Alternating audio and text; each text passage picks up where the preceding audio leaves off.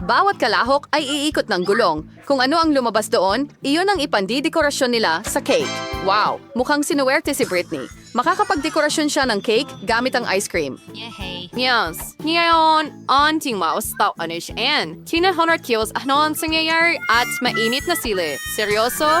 At paano nila maidedekorasyonan ng cake gamit ito? Well, ano yung pagagawa natin? Kailangan mong gawin ito, Anne. Sa totoo lang, hindi naman mukhang masama ang mga sili na ito. Ang mahalaga ay huwag isipin ang lasa. Ngayon sinimulan ni Britney ang pagdekorasyon ng kanyang cake. Ice cream? Mahilig ka ba sa ice cream? Isulat sa mga komento kung anong flavor ng ice cream ang pinakagusto mo. Sinimulan ni Britney ang pagdekorasyon sa gitna ng cake gamit ang mga bola ng strawberry ice cream. Ang sarap! Ang sarap. At ano ang meron tayo dito? Banana ice cream? Oo. Anong kamangha-manghang amoy? Kaya, ngayon kumuha tayo ng isa pang balde ng ice cream. Magmumukhang maganda ito sa itaas. Oo, mas maraming ice cream. Patuloy na dinidisenyo ni Anne ang kanyang cake gamit ang sile. Hoy, ano ito? Oh, Britney, hindi mo pwedeng pakainin kahit ang mga ibon sa langit ng ganito kalaking tore ng ice cream? Magaling! Anne, huwag kang magpaabala sa iyong cake. Samantala, sisimulan ko ng tikman ng akin. Oo. Ang sarap nito. Isang piraso ng ice cream, isang piraso ng cake. Perfecto. Gusto mo bang subukan ito? Ayan na! Akin lahat ito. At ikaw, subukan mo ang iyong cake. Hiyos lang yan. Malaking bagay, isang cake na may sili. Siguradong hindi ito masama. Parang subukan natin ang isang piraso. Oo, hindi masama. Oo, ang anghang. Oo, hindi. Hindi ko kakainin ang ganitong cake. Hindi! Paglabag sa mga patakaran, hindi yan patas. Ngayon pipiliin namin ang iyong parusa. Ay, hindi! Oo. Tara na. Tabasco sauce, hindi maaari. Pero ang cake ni Anne ay maanghang na. Ngayon ay magiging mas maanghang pa. Kawawang Anne. At paano niya ito makakain ngayon? Wow, ang cake na ito ay talagang maanghang. Pero kailangan mo pa ring kainin ito. Magpakatatag ka, Anne. Kaya mo ito. Tara na. Huwag bumagal. Ganito, piraso-piraso. Wow, mukhang minamaliit ni Britney ang kakayahan ni Anne. Isa siyang bayani. Wow, sige, kaunti na lang ang natitira.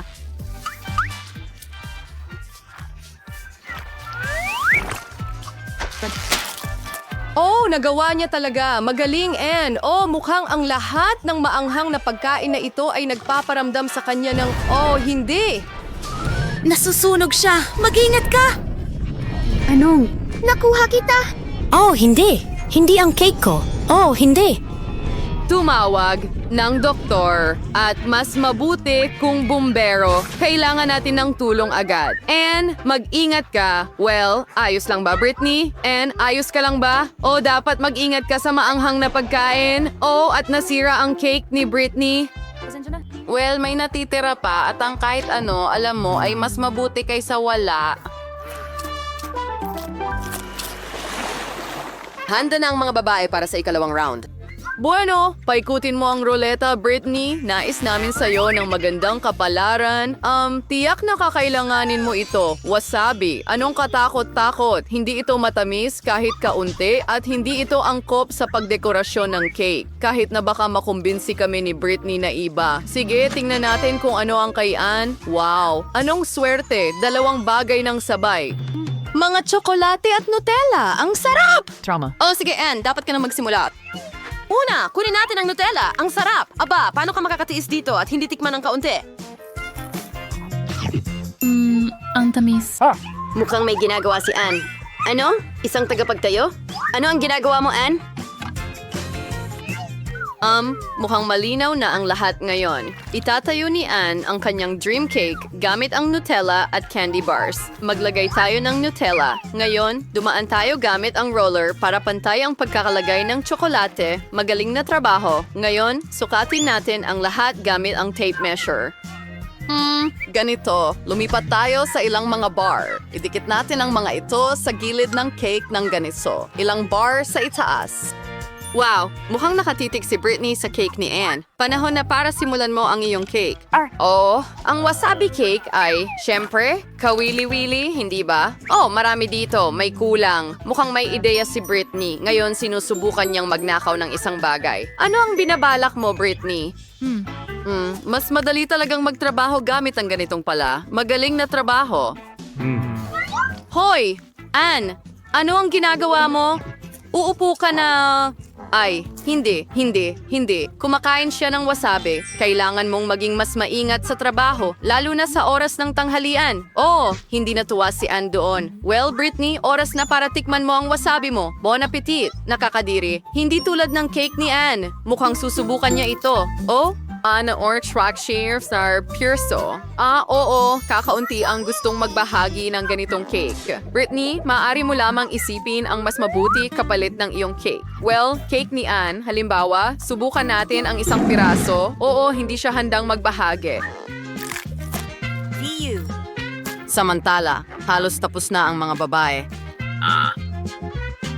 Si Britney, ang may huling piraso, masyadong nakakadiri. Kailangan nating kumain ng masarap na bagay agad-agad. Pasensya na, Anne. May nagsasabi sa akin na hindi ito pababayaan ni Anne. Maghanda ka, Britney. Naghihintay sa'yo ang gulong ng parusa. Ano kaya ito sa pagkakataong ito? Hulaw, naitlog. Anong katakot-takot. Pero pwede pa sanang mas malala. Talaga, baka kailangan lang ni Britney na magtiis at magpigil. Aray! Isang tamang-tama na tama sa mukha. Pero mukhang nagustuhan ni Anne. Wow. Ngayon, si Britney ay may buong plato ng itlog sa kanyang ulo. Anong kasuklam-suklam? Bagaman, pagkatapos ng wasabi cake, marahil hindi na ito gaanong nakakatakot. Kaya, pupunta tayo sa ikatlong round. Ano ang naghihintay sa mga babae sa pagkakataong ito? Malalaman natin. Oh, Anne, ano ang meron ka dyan? Wow, maasim na candy. Sobrang asim pero sa parehong oras matamis. Nagtataka ako kung paano ito babagay sa cake. Ngayon, ikaw naman, Britney, sana hindi ka mas kaunting maswerte. Ano? Pagkain ng pusa? Biro ba ito?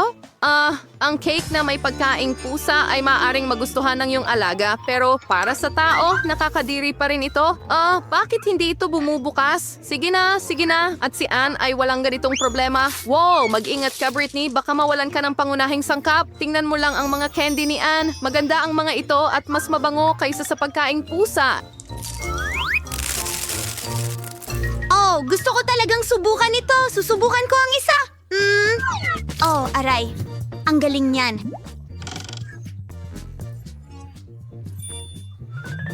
Gusto kong subukan ang isang bagay.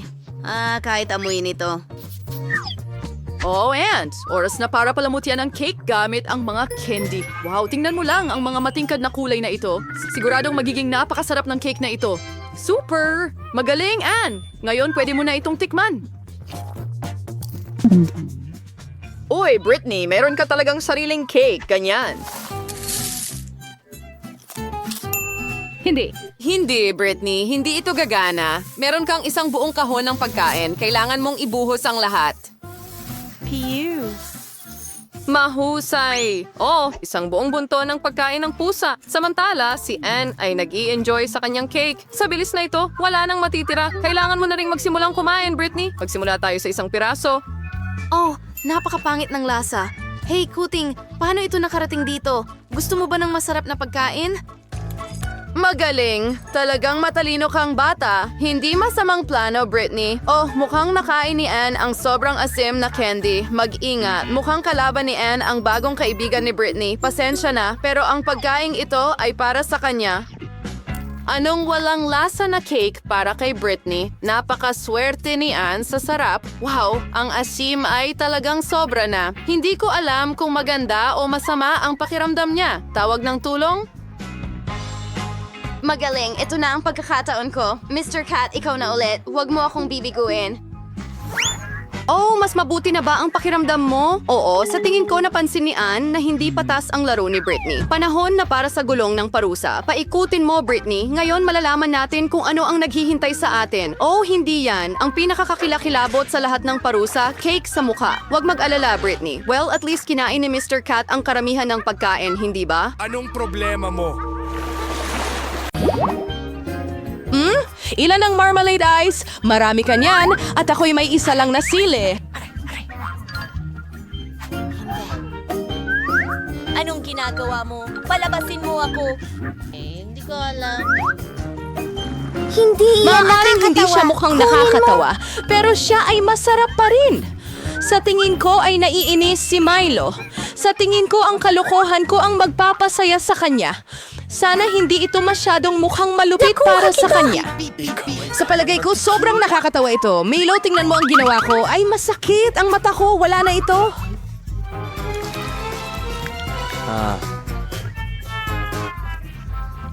Hindi! Anong ginagawa niyo? Malulunod ako ng ganito. Mel, pinahirapan mo si Julie. Hindi siya makahinga. Maraming salamat. Peekaboo. Amoy, masarap. Masarap ito. Pero saan nanggaling ang mata? Nakakadiya. Pagkatapos ng nakakabaliw na takbo, ang pagkain ng masarap na marmalade na mata ang eksakto kong kailangan.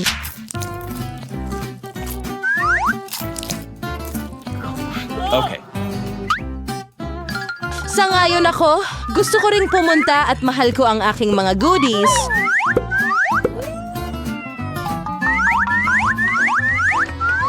Tingnan mo kung gaano kalaki ang mga mata ko.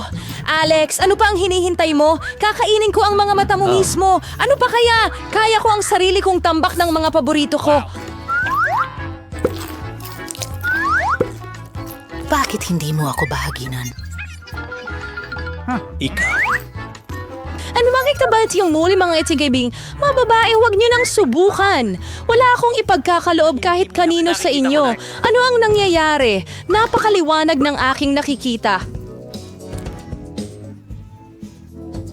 Bakit lahat may napakaraming guro at ako ay may isang kaibigan lang? Sana ay talagang masarap ito. Hindi ako basura.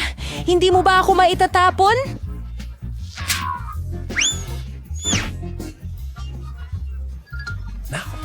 Ano ang hinihintay mo?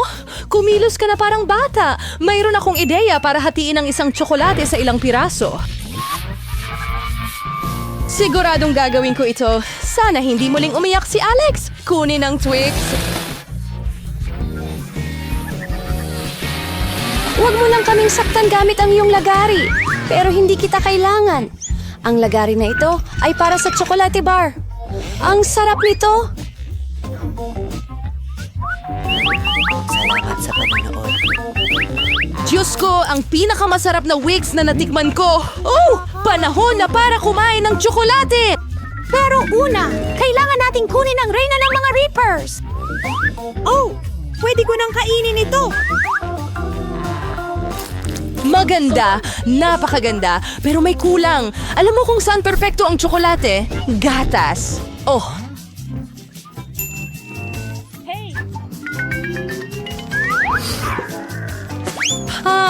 At bakit ang lahat ay lumilipad sa mukha ko? Wala akong idea kung gaano kasarap ang kombinasyong ito. Tsokolate gatas. Twix, isang tunay na paraiso ng tsokolate.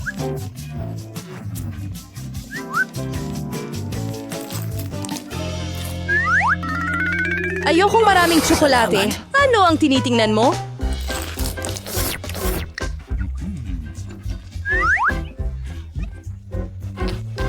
Alex, pwede tayong magsimulang kumain bukas. May naisip akong magandang ideya. Masarap naman ang mga tsokolate, pero nakakasawa. Mas astig kung gagawa tayo ng malaking tore mula sa mga ito.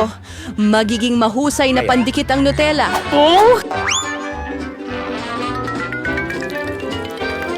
Magandang makita ka. Wow! Alex! Hindi namin alam na kaya mong gawin ang ganyang gawain. Siyempre, kaya kong gawin ang higit pa dyan. Sana ang gawain ito ay makabasag ng record. Talagang gusto kong malaman ito ng lahat. Bakit nanginginig ang Tore? Sisisirain mo ito. Pero ang sarap nito. Mabuti pa't kainin na lang natin siya.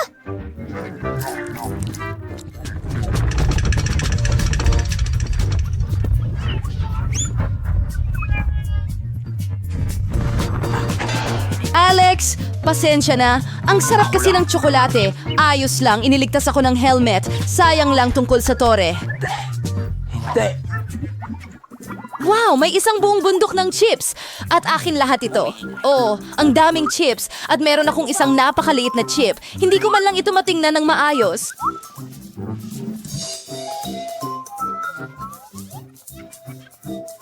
Magagawa ito gamit lamang ang isang magnifying glass! Halik ka na. Mukhang napakasarap ng sample na ito. Sa tingin ko, nakakuha ako ng napakasarap na specimen. Kailangan nating subukan ito ng empirikal. Masarap! At sobrang liit din. Alex, ikaw naman. Sa wakas, tamang-tama lang na magutom. Mga bagong treble na gumagalaw ng ganon. Walang makakabukas niya ng ganyan. Walang ekstrang tulong. Hindi kakayanin dito. Ngayon iba na. Ngayon ipapakita ko sa iyo ang isang masterclass at matututo kang kumuha ng mga chips. Salamat.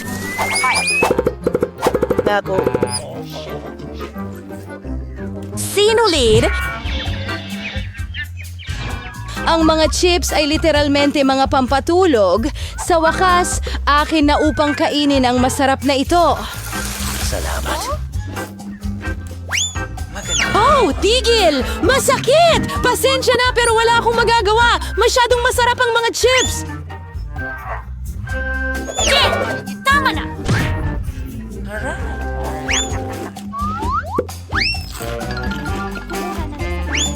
At iniligtas ako ng helmet ko. Halos hindi ko maramdaman ang mga hampas. Pero alam ko kung paano ko siya tuturuan ng leksyon. Ang kailangan lang nating gawin ay tanggalin ang chip capsule wood machine na ito. Masarap to, pero talagang matigas. Ano? Oh. Hindi broccoli! Anong klaseng kakaibang buto ang nakuha ko? Nakakadiri ang lasa nito. Pero sa tingin ko, alam ko na ang gagawin ko dito. Kung magtanim ako ng buto at aalagaan ito, magiging masarap ito. Nagpaplano at nangangarap ng ano? Tigilan mo na ang panalo. Gaano katagal mo kailangang maghintay para lumago ito?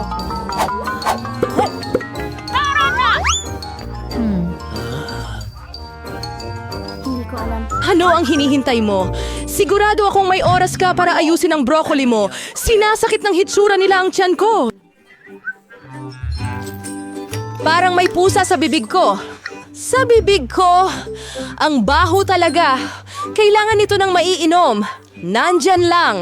Kailangan ko lang ng tubig para diligin ang buto.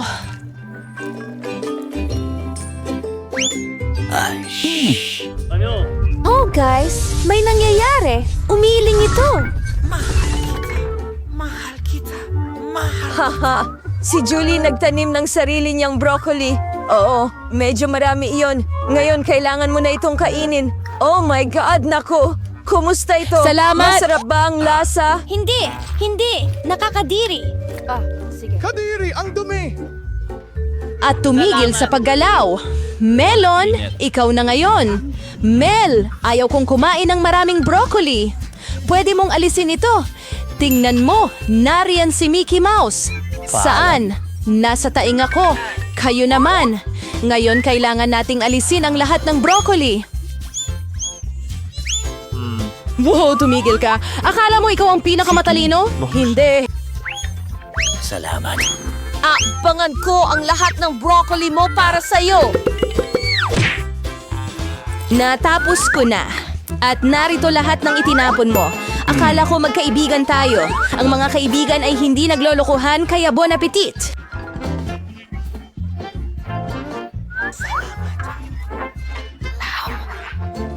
Ha ha ha ha!